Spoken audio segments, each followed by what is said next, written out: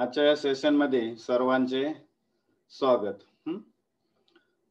याच्या आधी आपण पाहिलं inequality in triangles, isosceles triangle theorem, converse वगैरे सर्व पाहिलेलं आहे. ओके, आज आपला पाहिजे त्यातला पुढचा जो पार्ट आहे तो similarity in triangle. Similar means not congruent, दिसायला फक्त सेम असणार. The pair of the figures are shown in each part have the same shape but their size are different and it means that they are not congruent. म्हणजे काय बा, the pair of the figures shown in each part have a same shape but their size are not different.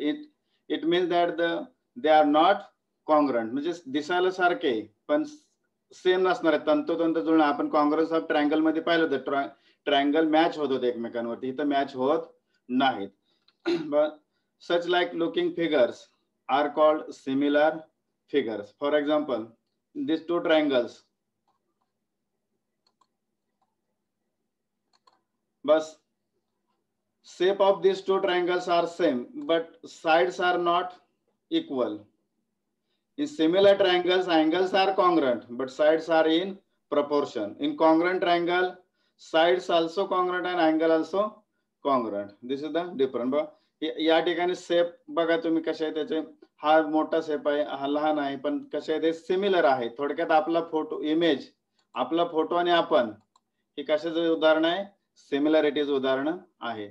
त्यानंतर बघा rectangle आहे, हा एक rectangle आहे, हा दुसरा आहे. दोघांचा शेप सेम आहे पण साईज सेम आहे का, नाही, म्हणून this two figures are similar. This the pentagon आहे. पेंटागॉन मध्ये बघा हा पेंटागॉन मोठा आहे, हा लहान आहे, म्हणजे शेप जे आहे तो कसा आहे, सेम आहे. शेप त्याचं काय आहे, सेम आहे. ओके, त्यानंतर सर्कल मध्ये पहा, हे दोन सर्कल आहेत. तर हे मोठं आहे, हे लहान आहे. हे मोठं सर्कल आहे आणि हे लहान सर्कल आहे. हे दोन कसे आहेत, सेम. बघा साईज डिफरंट आहे, शेप सेम आहे. आता आपण एखादं पिक्चर पाहूत, म्हणजे आपण ताजमहाल वगैरे पाहिला असेल, मोठा प्रत्यक्ष ताजमहाल पाहिलं आणि फोटो मध्ये पाहिलं तर बाबा फरक काय असतो त्याच्यामध्ये, दोन्ही सेम असतात, फक्त त्यांच्या कशामध्ये डिफरंट राहतो, साईज मध्ये डिफरंट राहतो. फॉर एक्झाम्पल हे दोन फोटो कम्पेअर करा, हा ताजमहालच आहे, हाही ताजमहाल, हा मोठ्या साईज मध्ये, हा छोट्या साईज मध्ये, दोन्ही एकमेकांना मॅच होणार नाहीत पण दिसायला सेम आहेत, म्हणून हे ह्या कसल्या फिगर झाले, याला सिमिलर फिगर्स म्हणायचं. आपला फोटो बघा, फोटो जर कम्पेअर केला तर या ठिकाणी अमिताभ बच्चनचा फोटो आहे, दोन्ही एकच आहेत, दिसायला सेम आहेत, पण ते फोटो सेम आकाराचे आहेत का, साईज सेम आहे का, नाही, म्हणून हे दोन फोटो आहेत ते सिमिलर आहेत. म्हणजे तुम्हाला जर एक्झाम्पल सांगायचं झालं तर तुमच्या जॉग्राफी मधले ज्या फिगर्स असतात त्या सर्व कशा असतात, सिमिलर. खाली स्केल दिलेला असतं पहा त्याच्यामध्ये. ओके, हे सिमिलरिटीज एक्झाम्पल आहेत. म्हणजे जगाचा नकाशा असतो, एका पेजवर बसतो, जग एवढं लहान आहे का बाबा एका पेजवर बसण्यासारखं नाही, तर त्याच्या सिमिलर त्या प्रपोर्शन मध्ये त्याच्या साईड रिड्यूस केल्या जातात.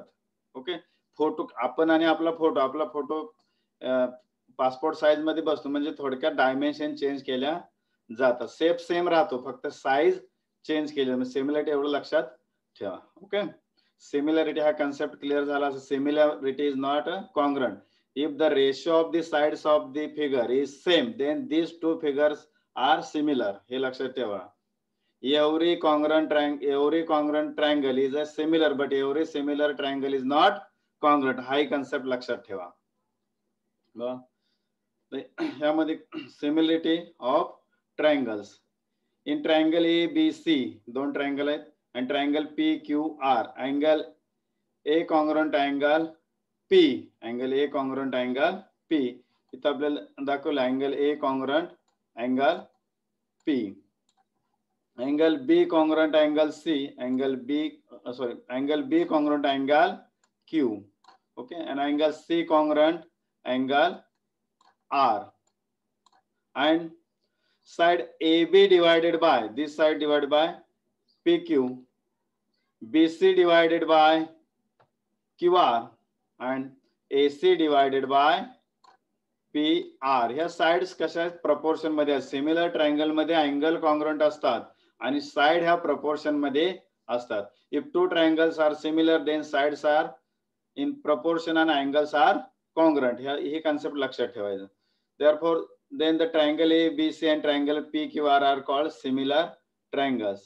That means triangle ABC and triangle PQR are similar is written as triangle ABC similar triangle PQR. ही जी आहे ती सिमिलॅरिटी साइन आहे, लक्षात ठेवा. आणि कॉन्ग्रुएंट साइन कसं राहतं, या पद्धतीने राहतं. ओके, हा डिफरन्स लक्षात ठेवा. सिमिलर आणि कॉन्ग्रुएंट. सिमिलर मध्ये काय राहतात, अँगल कॉन्ग्रुएंट असतात, साइड प्रपोर्शन मध्ये असतात. कॉन्ग्रुएंट मध्ये अँगल ही कॉन्ग्रुएंट असतात आणि साइड ही त्या करस्पॉन्डिंग, एका ट्रायंगलच्या साइड दुसऱ्या ट्रायंगलच्या करस्पॉन्डिंग साइडचे कसे असतात, कॉन्ग्रुएंट असतात. हा दोघांमधला फरक लक्षात ठेवा. Okay, this means if the corresponding angles of two triangles are equal, then the corresponding sides are in the same proportion. ह्या साइडचं प्रपोर्शन सेम राहतं, हे लक्षात ठेवा. आता ते एक उदाहरण वगैरे आपण पुढे घेतलं की लक्षात येईल. यामध्ये लक्षात काय ठेवायचं, ट्रायंगल जर सिमिलर असतील तर त्याचे अँगल कॉन्ग्रुएंट असतात आणि साइड प्रपोर्शन मध्ये असतात. फॉर एक्झाम्पल इथं सांगायचं, समजा हा 8 असेल आणि हा 4, हा 5, सॉरी हा 10 घेतला आपण, तर हा 5 आणि हा 12, तर हा जो आहे तो 6. आता याचं A divide by AB divided by PQ,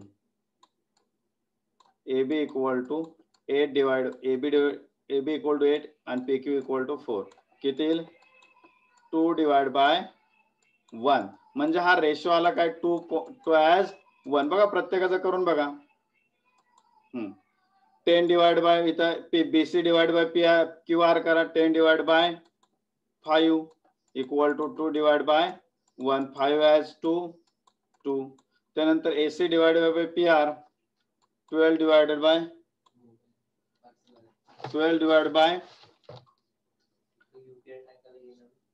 6. Okay, मी यातलं काय काय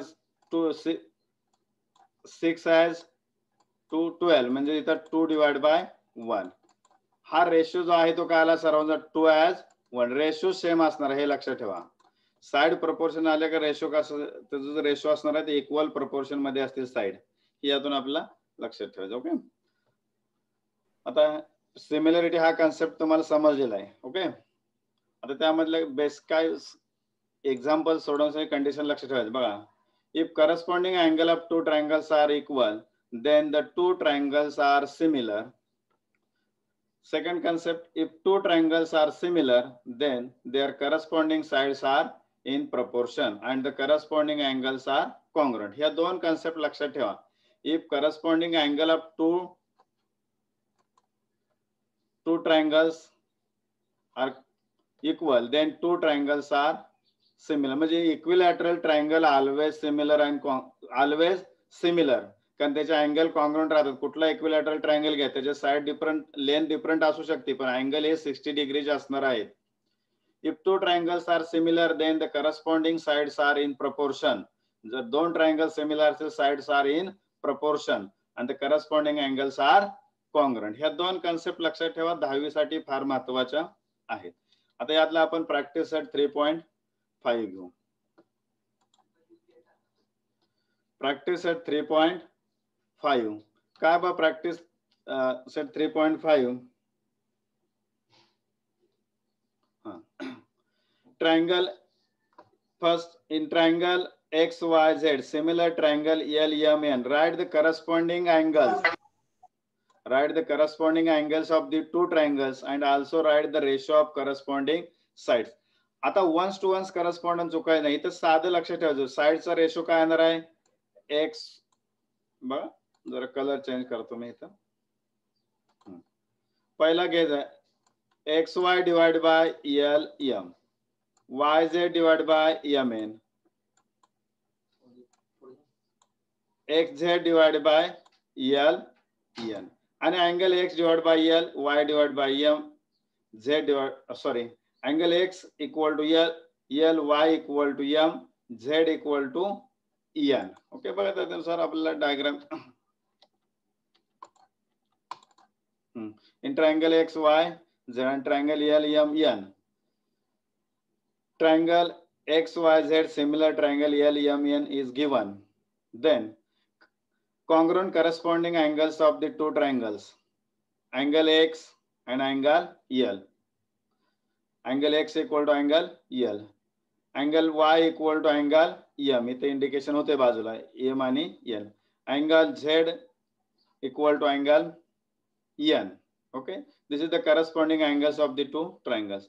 Then the ratio of corresponding sides. First X Y divided by LM. by इथे इंडिकेशन तुम्हाला ब्लॅक कलरने केलेला आहे. X Y divided by L M equal to Y Z divided by M N. Y Z divided by M N. And last X Z divided by L N. या पद्धतीने दोन triangle जर similar असतील तर त्याचे angle congruent असतात corresponding. इथं सगळ्यात महत्वाचे कोणत्या वन्स टू वन्स करस्पॉन्डन्स नुसार हे दोन ट्रायंगल कॉन्ग्रुएंट आहेत ही महत्वाचं इथलं. जर इथं जर चेंज झालं L N M झालं तर या पद्धतीने येणार नाही. म्हणजे पहिला X जाईन कशा L Y N आणि Z N हे लक्षात ठेवा. आणि साइड घ्यायचे असतील पहिले दोन यातले पहिले दोन यातले दोन पहिले म्हणजे side X Y equal to divide by LM equal to YZ divided by MN. YZ divide by MN आणि last XZ divide by LN. या पद्धतीने सोपं अतिशय सोपं 2 मार्काला वगैरे क्वेश्चन विचारला जातो याच्यावरती. आता आपली परीक्षा आहेच. ओके नेक्स्ट एक्झाम्पल यातलं पाहूत आपण. By in triangle XYZ XY equal to 4 centimeter, YZ equal to 6 centimeter and XZ equal to 5 centimeter. If triangle XYZ similar triangle PQR चे similar है, then PQ equal to 8 centimeter. Then find length of remaining sides of triangle PQR. म्हणजे आपल्या PR आणि QR calculate करायचे. लक्षात ठेवा. आता इथं एक साइड दिले यांचा रेशो किती होते बघायचं आपल्याला. हा रेशो वरून आपल्याला QR आणि PR कॅल्क्युलेट करता येईल. मग in triangle XYZ XY equal to 4 centimeter, YZ equal to 6 centimeter, XZ equal to 5 centimetre.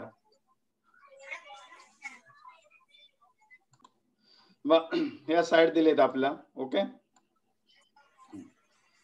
In triangle PQ equal to 8.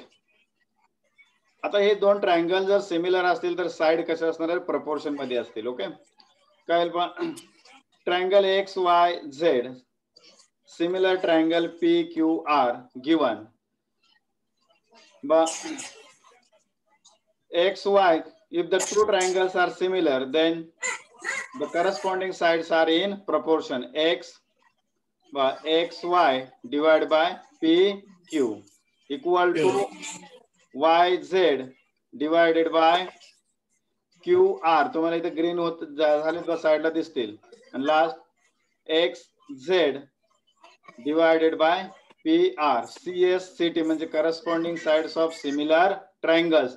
If the two triangles are similar then sides are in proportion. Sides are in proportion. यानुसार मग आता values put करा. XY equal to 4 centimetre, PQ equal to 8 centimetre कळेल पा. Then YZ equal to 6 centimetre. QR calculate करा divide by QR. Then XZ equal to 5 centimetre इथे 5 घेतलेले. Okay आता एक रेशो इक्वेट करा. हा रेशो इक्वेट करा. QR ची व्हॅल्यू मिळेल तुम्हाला.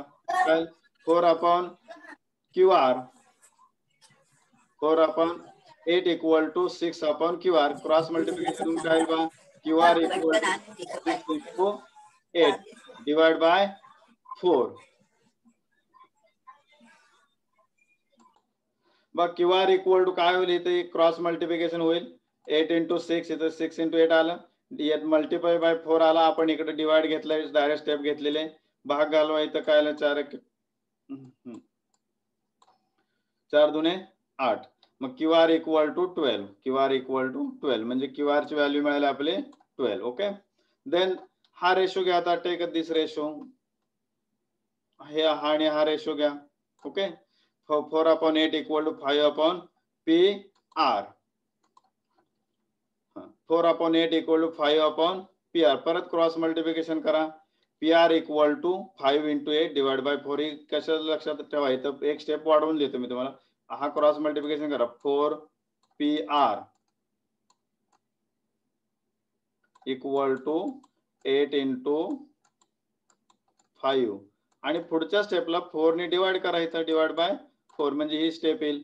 5/5 × 8 डिवाइड बाय 4. परत भाग घालवायचा.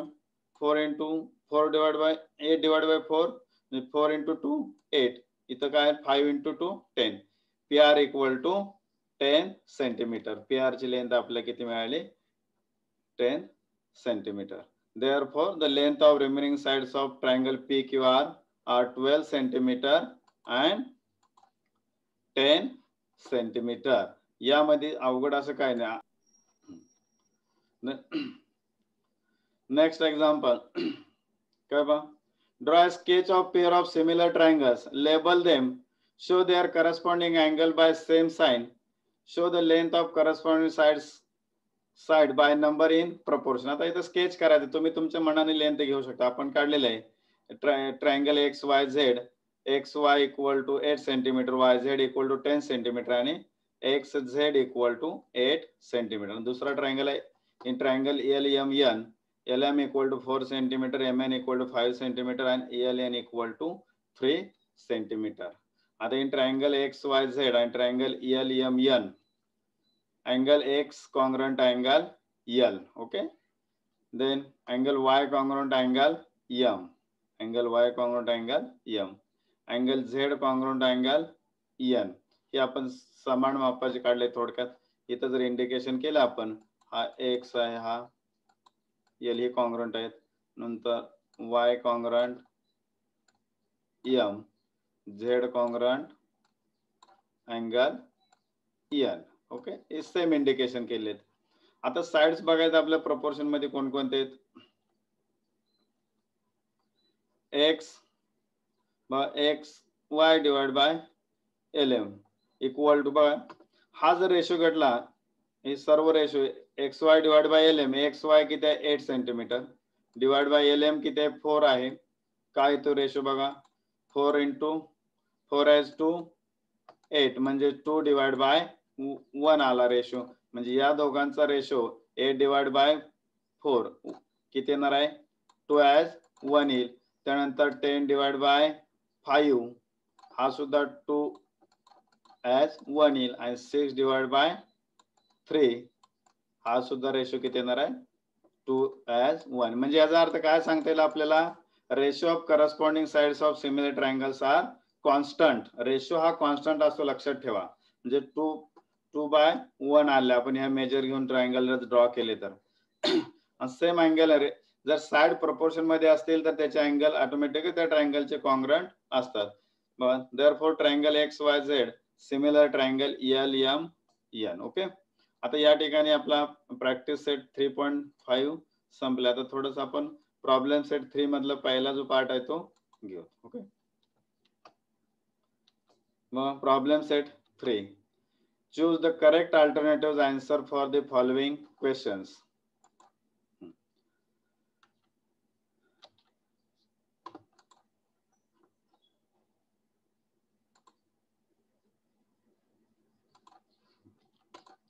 काय पहा, if two sides of the triangles are 5 centimeter, 1.5 centimeter, the length of its third side cannot be. या ठिकाणी कुठली लेंथ असू शकणार नाही हे लक्षात सांगा. कारण इथं आपण इनइक्वालिटी इन ट्रायंगल्स पाहिलाय. If the sum of the two sides of the triangle is greater than the third side, याचा उपयोग करायचा आहे इथं. मग कोणते येणार आहे 3.4. आता 3.4 आणि बेरीज या 1.5 मध्ये ऍड करा. 1.5 प्लस 3.4 4.9 म्हणजे ते काय येईल पहा 4.9 हे 5 पेक्षा लहान येईल. या दोघांची जर ऍडिशन केली की नाही आपण, या दोघांची ऍडिशन केली तर किती येणार आहे ते 4.9. ही तिसऱ्या साइड पेक्षा, म्हणजेच बघा इथं 1.5 प्लस 3.4 इक्वल टू, ही कशापेक्षा मोठे असायला पाहिजे 5 पेक्षा, पण इथे येते का 4.9 इज नॉट ग्रेटर दॅन 5, म्हणून ही कुठली असू शकणार नाही 3 पॉईंट, कारण यांची बेरीज 3.7 ऍड करा, ही 5 पेक्षा जास्त येईल. 4.1 करा, ते 5 पेक्षा, या दोघांचे ऍडिशन 5 पेक्षा जास्त येईल, या दोघांचे ऍडिशन 5 पेक्षा जास्त येईल, याचे सुद्धा 5 पेक्षा जास्त येईल. म्हणजे याचा हे अवधूत कोणारे बंद कर तुझं माईक. हा, तर या ठिकाणी हा एकमेव असं आहे की त्याची बेरीज या 5 पेक्षा जास्त नाही. म्हणजे कोणती प्रॉपर्टी वापरली, sum of two sides of the triangle is greater than the third side. Okay, म्हणून उत्तर लिहिताना, परीक्षेत लिहिताना सुद्धा काय लिहायचे, अल्फाबेट्स लिहायचे, कोणते ए असेल, बी असेल, डी असेल, जे असेल. Then next example, in triangle P Q R angle R is greater than Q, then आता यामधली कोणती कंडिशन असेल बघा. इथं मोठ्या बघा, side opposite greater angle is greater and less is less, किंवा smaller the side opposite smaller angle is smaller. मग या ठिकाणी जर आपण डायग्राम काढली तर कोणती कंडिशन येते बघा इथं, किंवा इथं हा डायग्राम काढलेला आहे. म्हणजे आर हा मोठा आहे, आर च्या अपोजिट साइड कोणते आहे, पी क्यू. ओके, आणि side opposite to the Q, Q is P R, म्हणजे पी आर ही काय असणार आहे, लहान असणार. मग कोणते यातले कंडिशन आहे, यात तुम्हाला ऑप्शन मध्ये दिसेल बघा, कोणता आहे, P Q is greater than P R, P Q is greater than P R. या पद्धतीने हे याचं विश्लेषण आपल्याला सांगता येईल.